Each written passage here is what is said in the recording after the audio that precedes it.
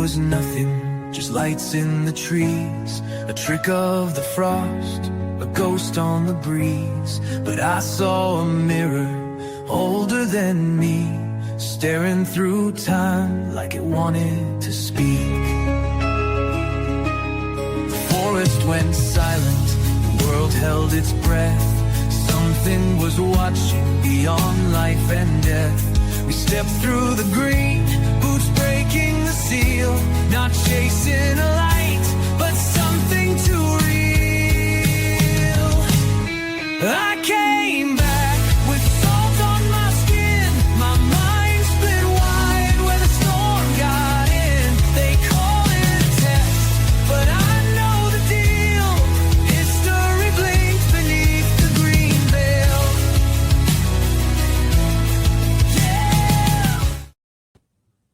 And good evening, everyone, and welcome to the Green Veil, Chapter 12, the Core Nexus. Hope everybody's having a wonderful evening. So a little background of this chapter for those that may be listening on the radio side. The description is on the video platforms. It is Chapter 12, as I mentioned, the Core Nexus. The countdown has begun. Jack, Barrett, and Leo face their shared destiny deep within Raven Rock, as the truth of the Mirrored Saint and the interstellar signal is finally revealed. Global powers are moving, old allies return under mysterious orders, and the world edges closer to convergence at Capel Green.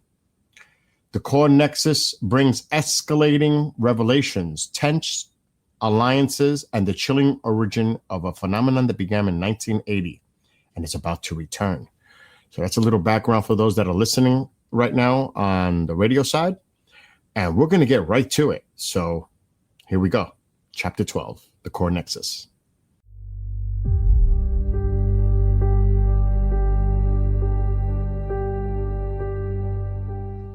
January 13th, 2026. Sub-level Delta 9, 0200 hours.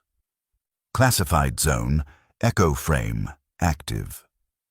They were no longer in the convergence chamber. Jack's eyes snapped open inside a space that defied geometry. The floor curved upward. The walls shimmered like the inside of a living equation. He wasn't standing. He was suspended. Thought, form, and memory blurred into a single, oscillating rhythm. Across from him, Leo hovered, motionless, eyes closed, a corona of light pulsing from his skin. The signal had taken root in both of them. All around, glyphs flickered across invisible walls, not written, but sung by the space itself. Somewhere in the distance, a voice, not mechanical, not human, began to chant in perfect harmonic intervals. Initiating Core Nexus. Jack turned slowly as a rift opened before him, revealing an impossible sight. A younger version of himself, the one who vanished in 1980, still alive, still caught in the moment of abduction, frozen mid-scream inside the field. Jack reached toward the rift, not to touch, but to finally merge. And above it all, one word flickered into his mind. Not from the past or future, from the other. Aeon.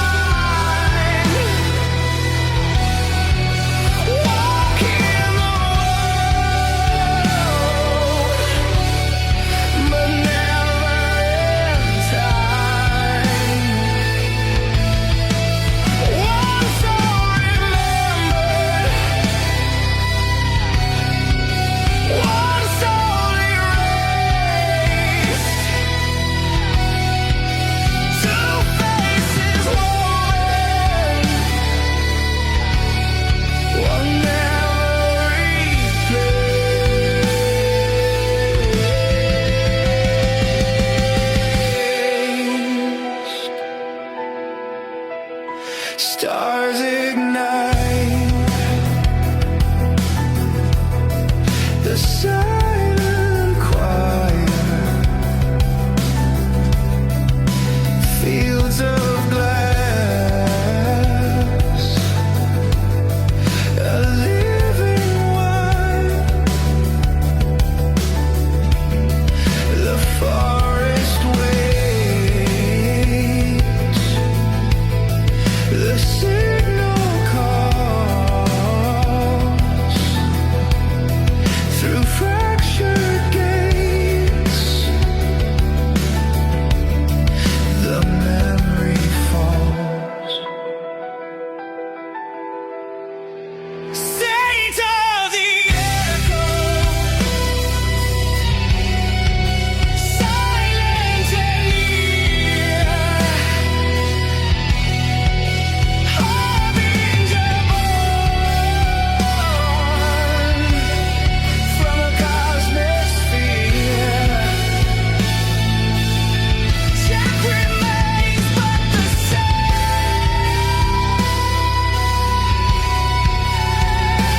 is free.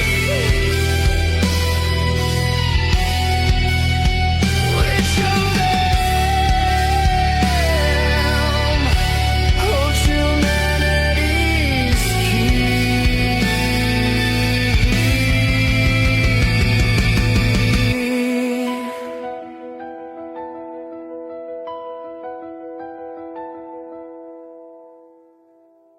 December 19th, 2025, 0620 hours. Raven Rock Mountain Complex. The hum of the walls was deeper now, not mechanical, but biological, like something buried beneath Raven Rock had started breathing again. Jack Barrett stood just inside the induction chamber, his mind still shaking from the residual echoes of the neural link. Before him stood a young man, mid-20s, lean, quiet-eyed. The light around him responded not to motion, but to intention. Leo. He looked at Jack the way a mirror might look at its maker. Recognition without origin. "I knew it would be you," Leo said, his voice steady and soft. "But not like this." Jack blinked. "How long have you known?" "Long enough," Leo replied. "I didn't understand until the dreams started aligning. Until I saw Capel Green through your eyes." They stood in the charged stillness of the chamber, only inches apart. Years apart. Timelines collapsed into a single moment. Jack felt his pulse sink with the chamber floor. That was when the door slammed open. Voss entered first, sharp-eyed, followed by Hunter Green, carrying a tablet with a flashing blue overlay. "Time's up," Voss said bluntly. "We're going upstairs. You're being briefed." Jack glanced back at Leo, confused. "What's going on?" Hunter Green looked grim. 5 days, 3 hours, until you return to Rendlesham. That's our window. Convergence is locking in." "And Sergeant B?" Jack asked. Voss answered without looking up. "Inbound. Extracted an hour ago from Texas under national directive. He doesn't know why he's being brought in yet. He will." The elevator opened like a vault door. They stepped in, the entire chamber groaning as though the mountain itself knew the countdown had begun. Upper level. Strategic Command Briefing Suite. 0630 hours. Inside the cold-lit room, global telemetry played across the curved screen. Waveform spikes, satellite resonance signatures, a global heat map where colors had no business being. Red pulses lit up near Shaanxi Province, Siberia, and the coast of Chile.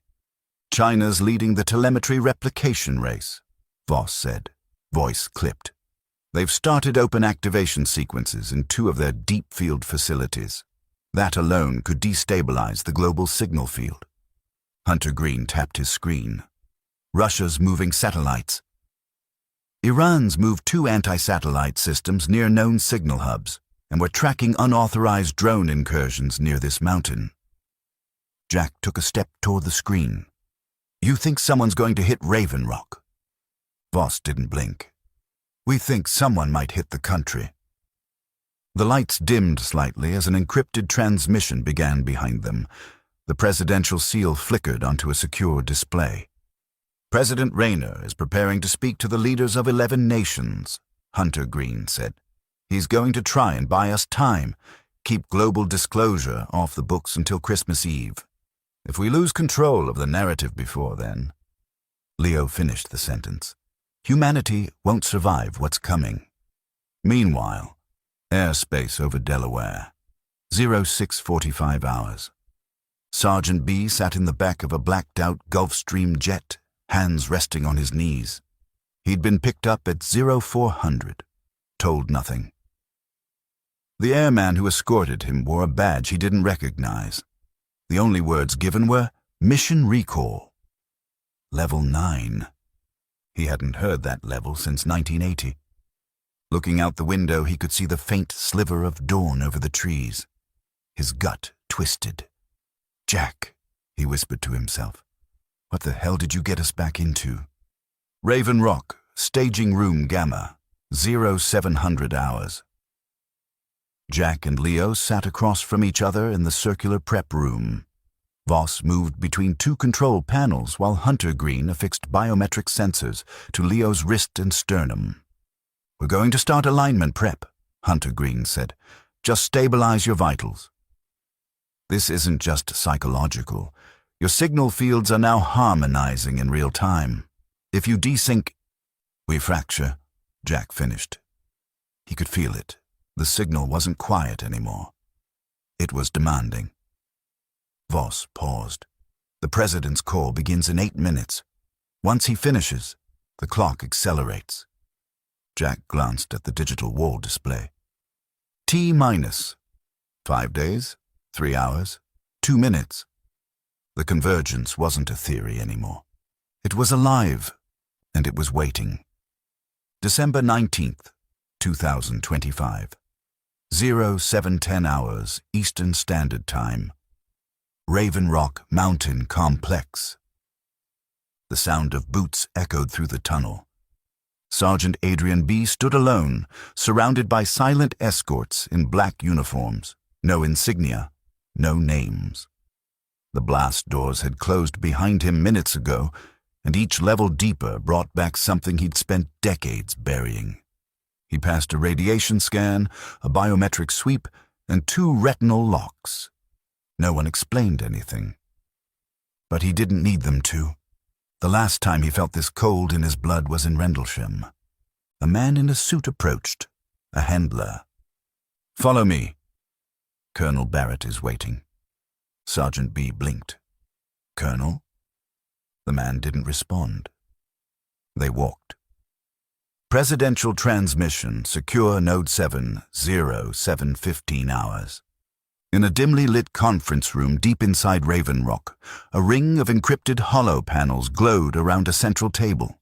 The U.S. president sat still, the American flag behind him motionless. Across from him, projected as shimmering presences. China, Russia, the UK, France, India, Iran, and Brazil. Leaders of Earth's nuclear powers, the president began, what I'm about to share is not theoretical. It's not propaganda, and it is not under domestic political control. This is an event horizon. He keyed in a series of coordinates. A harmonic pulse swept across the encrypted field. Satellite data appeared. UAP vectograph. Biological frequency interference reports. Quantum resonance models tied to human DNA. In 5 days, something buried in Suffolk, beneath Rendlesham Forest, will reach a point of convergence with 2 signal bearers. It is of unknown origin, possibly pre-human, possibly extratemporal, but it is active, and if we don't cooperate, it may fracture more than time. It may break our world. Murmurs rippled through the feeds. The Chinese premier leaned forward. What happens if you fail? The president didn't hesitate.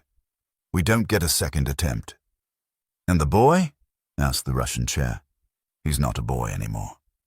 He's the key, and the translator is with him. The president paused. On Christmas Eve, we will reveal the truth to the public. Until then, I ask for global silence and restraint. The feeds flickered as response signals prepared to queue, but the American feed cut first. Raven Rock, Tactical Strategy Room, 0740 hours. Sergeant B stepped into the room, eyes landing first on Jack. They locked eyes. 45 years collapsed in a single breath. Jack rose. Adrian. Jack. A beat. Didn't think it'd be you calling me back into hell. Jack nodded once. Didn't have a choice. Leo, standing behind them, looked at B as if seeing a figure from a dream. Recognizable by energy, not time. Voss entered. Take your seats. The alignment path is locked. This is it. Hunter Green dimmed the lights and activated the display. A 3D map of Rendlesham Forest bloomed into view, layered with subsurface imaging and data overlays in spectral frequencies. The core beneath Capel Green has reactivated, Voss said. It isn't just temporal. It's sentient, and it remembers Jack. The mirrored saint was not born in Rendlesham's forest, nor solely in the depths of the anomaly. Its genesis began far beyond Earth, seeded by the passage of an interstellar object that entered the solar system unnoticed by conventional telescopes. On December 26, 1980, as Jack Barrett stepped into the temporal dilation bubble, an interstellar fragment, a crystalline body of unknown origin, crossed Earth's magnetosphere. Unlike comets or asteroids, this object carried a resonance field, a carrier wave embedded with non-local information designed to interface with biological consciousness. The fragment's trajectory brushed against Earth's upper atmosphere, releasing pulses of directed energy that cascaded through radar arrays across East Anglia. Project Cobra Mist's buried infrastructure amplified the signal, focusing it into the bubble around Jack. The phenomenon did not just record him, it duplicated him. Inside the dilation bubble, Jack's consciousness fractured. His human self remained bound to flesh, trapped within the anomaly's core nexus. But the resonant echo, harvested by the interstellar signal, was uplinked through the bubble's harmonic field. That echo, refined by alien mathematics, was recast as the mirrored saint, a perfected reflection transmitted back into Earth's reality. To onlookers, it was Jack. To the phenomenon, it was the next iteration of human interface, sculpted from him but no longer bound by him. The saint was not random. It was the intended outcome of the interstellar object's mission, to test if human consciousness could be split and sustained in dual states, to create a proxy through which the phenomenon could act in the material world, to establish a foothold for future convergence in 2025, when the same object, now identified in secret files as Project Echo Frame, would return on a looping trajectory. It called him, Hunter Green added, and it bred Leo for resonance stabilization. On December 24th at precisely 23:13 local time, a harmonic aperture will open. He pointed to a pulsing ring beneath the digital forest. That aperture is the original field Jack entered in 1980, but now it's bidirectional. Jack narrowed his eyes. So what happens if we step in? You don't step in, Voss replied. You anchor it. Jack, your frequency is the bridge. Leo is the stabilizer. Sergeant B is the proximity witness. He reinitiates the observation. Sergeant B frowned. So I just stand there and watch? No, said Voss. You witness, and you remember. Just like last time. Only now. You don't forget. The room fell silent. Leo looked between the men. And if we succeed? Hunter Green's voice was low. Then time doesn't fracture. Humanity advances. And contact, true contact, begins. Jack exhaled slowly. 5 days to go.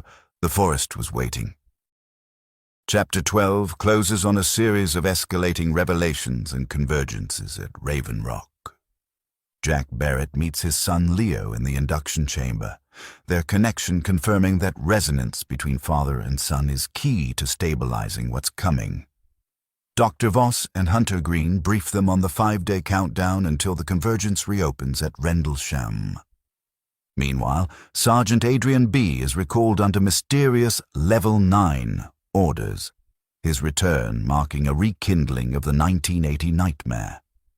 Global powers, China, Russia, Iran, are already maneuvering, replicating telemetry, and preparing for their own attempts to harness the signal. President Rayner warns world leaders that Rendlesham holds the origin point, and humanity has only one chance to survive convergence. The chapter ends with the chilling reveal of the Mirrored Saint's true genesis. An interstellar object seeded Jack's duplicate consciousness back in 1980, creating the Saint as a proxy for the phenomenon. Now Jack, Leo, and Sergeant B must anchor the field together. The countdown has begun. 5 days remain until everything converges at Capel Green. Chapter 13 deepens the mystery and danger. Jack and Sergeant B face their past as General Ashburn resurfaces, the very man who deceived them in 1980. For the first time, they see suppressed footage revealing that what they encountered wasn't a craft, but a sentient harmonic interface, a recursive node buried beneath Rendlesham. The truth: they were manipulated, their memories erased, and Jack's resonance exploited to keep the feedback loop open. The stakes intensify as new discoveries emerge. Subterranean chambers beneath Capel Green, already reactivating and synchronizing nightly at 23:13 GMT. Globally, rival powers begin intercepting the resonance, attempting to tune into the convergence for themselves. Breaches are detected. Russia and China prepare their own bunkers, and strange global phenomena ripple outward. Babies speaking the word echo, unexplainable church bells, repeating signals in background radiation, and shared dreams of Capel Green. The world is awakening to the signal. Chapter 13 sets the stage for open confrontation, not just between nations, but between humanity and the phenomenon itself. The convergence is no longer hidden. It is spreading, and time is running out.